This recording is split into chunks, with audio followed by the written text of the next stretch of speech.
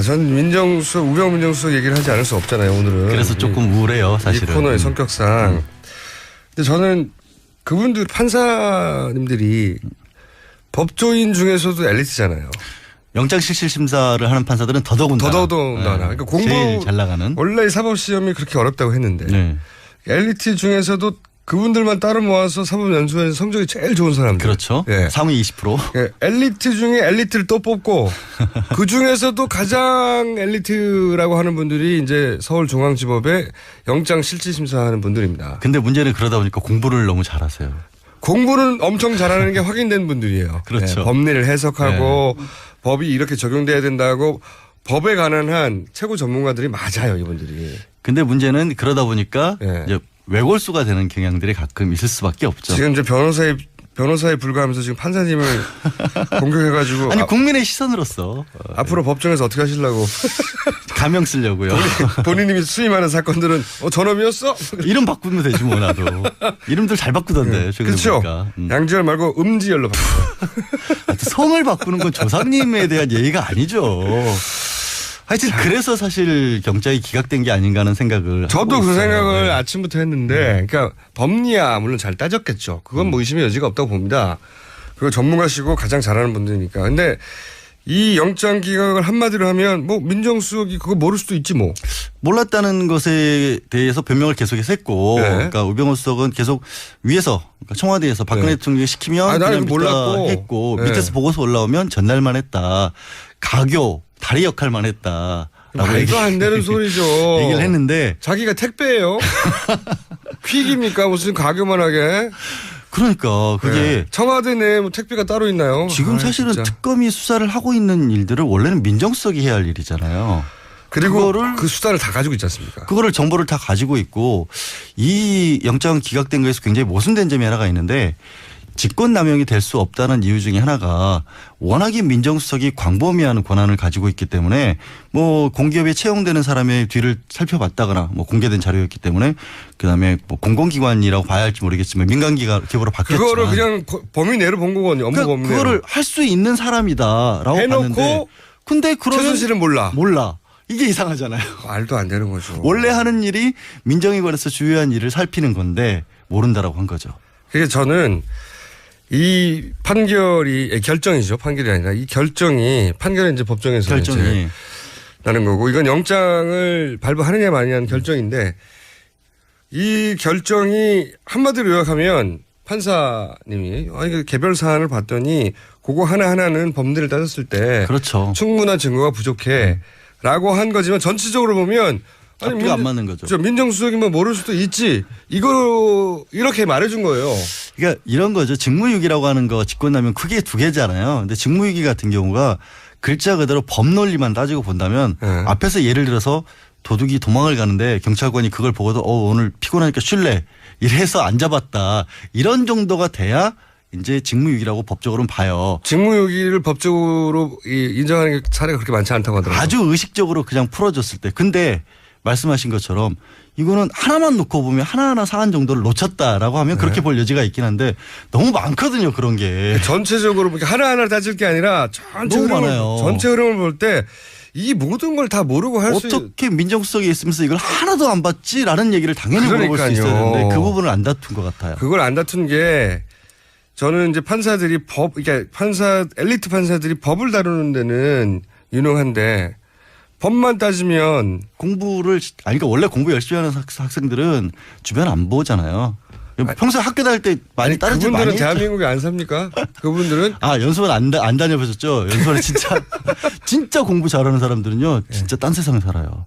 진짜 책하고 정말 글자 그대로 집하고 학교밖에 몰라요. 진짜 그런 사람들이 그것이 있어요. 저는 이 면제가 될 수 없다고 생각합니다. 면제가 될 수 없다는 얘기를 저도 하는 거예요. 그래서 사법 시스템을 바꾸기 전에는 이게 바뀌지 않을 텐데. 저도 똑같은 생각인데. 문제는 지금 당장의 문제가 이거를 그렇다고 특검이 나온 이제 28일 날 끝나는데 아까 조금 전에 이제 연장하느냐 마냐 하고 있지만 연장을 해도 지금 상황에서는 바뀔 게 없거든요. 이 법논리를 그대로 적용을 해가지고는. 근데 이제 저는 연장을 하게 되면 조금 더 그 법논리의 기준에 맞는 증거물도 조금 더 찾아내고 이렇게 보시면 조금 돼요. 더 수사를 할 수 있겠죠. 삼성이 이재용 부회장에 대해서 영장이 처음에 기각됐다가 두 번째에 발부가 됐을 때 바뀐 게 바로 첫 번째는 합병 하나에만 받다가 두 번째는 그걸 폭넓게 받잖아요. 2년여에 걸친 밀월 관계. 네. 이 경우도 사실 그런 식으로 특검이 다시 한번 바꿀 수도 있을 것 같은데 시간이 없단 말이죠. 시간이 없죠. 연장을 해야 참 되고.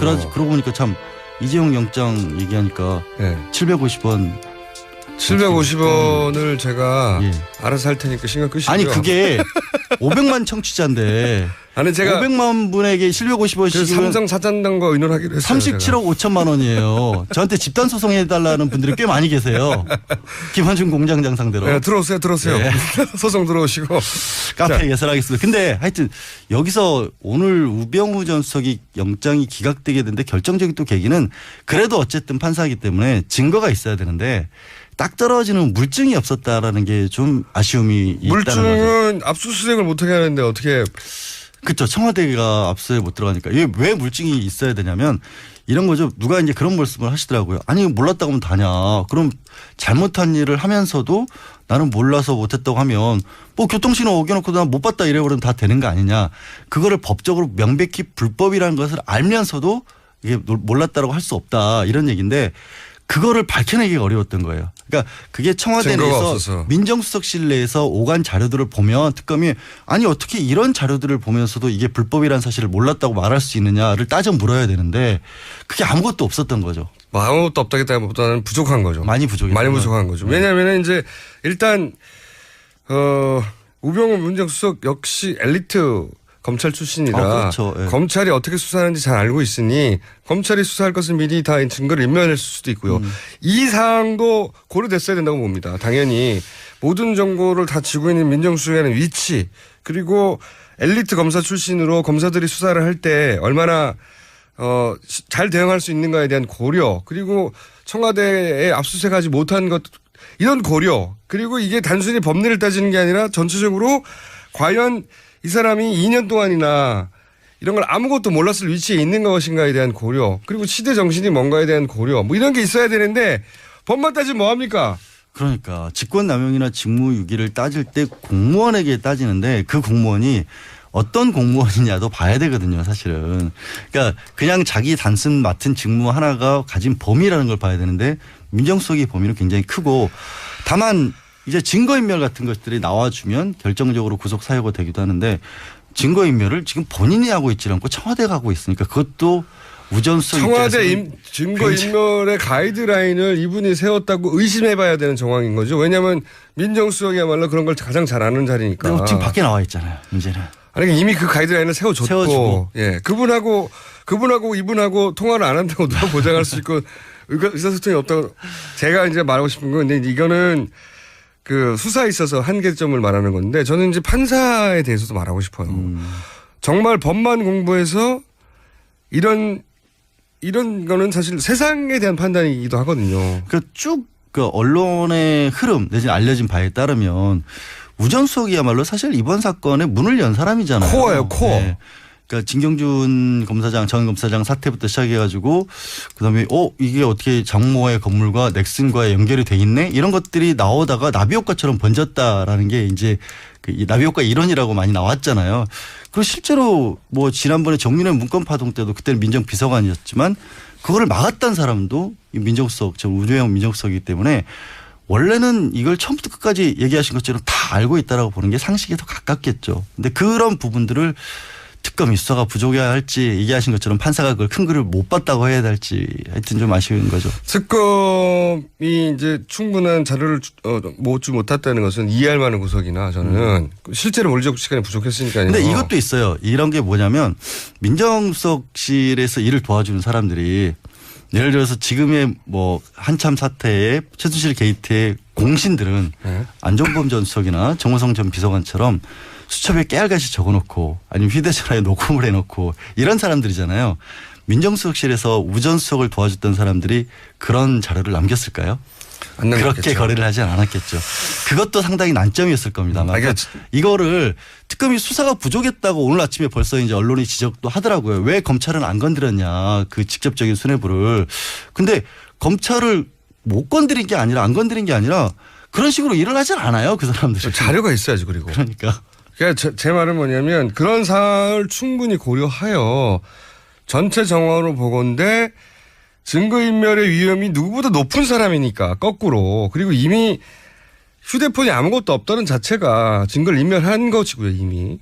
그러니까 종합적으로 판단하여 지금은 거꾸로 구속을 해야 증거가 나올 상황이 되는 겁니다. 이게. 오히려 반대로. 예. 근데 그 증거들을 다 청문회도 왜 안 나오고 다녔겠어요. 계속해서 바깥으로. 개인적으로 대책회의하고. 그러니까 이제 법만 공부해서 세상을 판단하도록 판사님들에게 맡겨놓은 것에 대한 한계가 아주 여실히 드러난 사례라고 보고. 그거를 이제 검찰도 그렇고 법원도 그렇고 우리가 이제 이른바 법조 일원화라고 하는 게 그거를 바꾸자라고 나온 건데. 그리고 이제 주요 직책들은 선출돼야 됩니다. 이제 제가 보면. 그 작업을 대법원이 하고 있어서 그냥 맡겨둬서는 여전히 그것도 요원한 일이라고. 검찰총장도 제가 보기에는 그리고 대법원장 정도 이런 분들은 선출이 돼야 되고요. 제가 보기엔. 영구직으로 해야죠. 그리고 딴짓 못하도록 끝나고 나서. 이런 얘기하면 직업 자유를 제한한다고 또 반대를 하시는데 대한민국에서 어느 직업이 자기 마음대로 공무원했다가 다 나와서 바깥으로 사인으로서 돈 벌고 그래요. 그런 것들은 없죠. 근데 우전석은 이제 몇 가지 남아있는 것들이 있긴 해요. 개인적인 어떤 문제들. 이미 변호사협회에서도 수임료 미신고로 징계를 받았기 때문에 그건 어느 정도까지는 사실관계가 드러났다고 봐야거든요. 이번에는 특검에서 이제 특검법에 따른 부분들 공적인 사안만 문제를 삼았기 때문에 이제 영장도 발부가 안 됐고 수사에 난맥이 있었는데 조금 명백하게 드러난 개인 비리 같은 부분은 앞으로도 추가 수사를 해야겠죠. 저는 이제 사법부가 자기가 내리는 결정들 그 결정들의 어떤 역사적 의미를 스스로 이해할 수 없거나 감당할 수 없는데 그런 결정을 내리는 권한을 이런 식으로 계속 전적으로 100% 맡기는 게 맞냐 이런 근본적인 질문도 던져봐야 된다고 생각하는 거죠. 저는 앞으로. 그럼 바꿔야 돼요. 저도 그 부분은 100% 공감을 해요. 네. 그러니까 법원의 판사들이 공부만 잘하는 사람으로 채워지는 게 맞냐 이거예요. 그건 안 되죠. 안 네. 되죠. 저건 늘 얘기하는 건데 변호사도 해보고 검사도 해보고. 그러니까 이제 해외에 보면 판사가 되기 전에 변호사를 해보고 하는 것 쭉 왜냐하면은 법으로만 세상이 해석이 됩니까? 안 되거든요. 법이 뭐라고요. 실무를 알아야 되고. 그래서 사실 판사 출신들이요. 네. 변호사 되고 나서 판사 욕을 제일 많이 해요. 어쩜 저렇게 재판을 뭘 모르고 하냐고. 자기도 그랬으면서. 자기도 그랬으면서 막상 세상을 겪어보니까 이게 사실 네. 다르거든요. 그러니까요. 그러니까 그런 데서 벌써 모순이 드러나는 아니, 거죠. 경제학과 교수님들이 사업에서 다 망하잖아요. 마찬가지예요. 판사님들은 법을 잘 알지 모르겠지만 그러니까. 세상이 실제 운영되는 원리에 대해서는 문외한이어서 세상을 움직이는 진짜 어두운 힘이 있다면 그 힘이 다 빠져나가게 만든 판결이라는 거예요. 이게. 장기적으로 봤을 때는 그런 부분을 고치는 것도 있죠. 화난다면서 웃는 건 뭐예요? 오늘 아침에 이 분노를 예술적으로 승화했는데도 37억 5천이나 어떻게 좀 준비를 하시죠. 양지열 변호사하고 얘기하다 보니 또 화가 났네요. 저는 판사님들에 대해 지적을 하고 싶어요. 계속해서. 네, 이거는 판사 개인 분에 대한 지적이라기보다는 현재 사법 시스템 자체가 문제가 있다라는 것에 대해서 저도 개인에 대해서도 아쉬워요. 저는 이분이 조금 더 이 판결이 가지는 의미를 법 하나하나가 아니라 아니 이분도 얼마나 힘드셨겠어요. 영장실질심사 판사 맞자마자 첫 심사가 이거였으니 본인은 굉장히 고심을 많이 했을 물론 거예요. 이 모든 이야기는 아무런 외압이 없을 때를 전제하는 겁니다. 그렇죠. 물론 외압이 없었겠죠. 그건 당연한 거 당연히. 양지를 지향하는 변호사로서는 당연히 그렇게. 우리 바람이고요. 예. 외압이 없는 세상은 그렇게 흔치 않습니다. 모든 분야에서. 아니라니까. 그래도 아니에요. 그렇게 보지 맙시다. 자, 그래서 저는 이 우병우 전 수석의 영장 기각을 가지고 법조계 주요 직위들, 예. 검찰총장, 이거 다른 나라에서 많이 하거든요. 아니 대법도 그렇고 대법원장? 검찰도 그렇고 네. 검사장급들은 예를 들어 선출한다거나 네. 뭐 이런 결정들이 미국은 있어야. 지방 판사도 저 지역 카운티에서 투표해서 뽑기도 해요. 거의 영구직이죠. 그리고 한번 네. 그렇게 되면 대신 굉장히 신중하게 뽑고 그렇죠. 그리고 그분들은 평생의 명예직이기 때문에 나와서 그냥 딴 일 할 수 없고. 그러니까 누구 신경을 안 쓰는 거예요. 외압이라는 게 불가능한 상황을 만들어내는 자기 직업이 거죠. 보장된 거니까요. 네. 그리고 이제 그분들이 대부분 세상 일을 겪고 뭐 사업하다가 실패한 사람도 많고 보면 변호사도 겪고 법으로만 해석할 수 없는 세계를 법에게만 맡기는 게 맞느냐 이런 의문을 가져봅니다. 네. 양지열 변호사는 음지열로 이름을 바꾸시고요. 성은 이름을 바꿔요. 성은 못 바꿔요. 아버지가 돈 나요. 그럼 양진냉 어때요? 양진냉. 아이씨. 양지열 말고. 자, 아유, 예. 자, 그럼 당분간 제가 양진냉으로 부르겠습니다. 지금까지 양지열. 곧 이름을 양진냉으로 바꿀지도 모르는 양지열 변호사였습니다. 감사합니다. 네, 고맙습니다.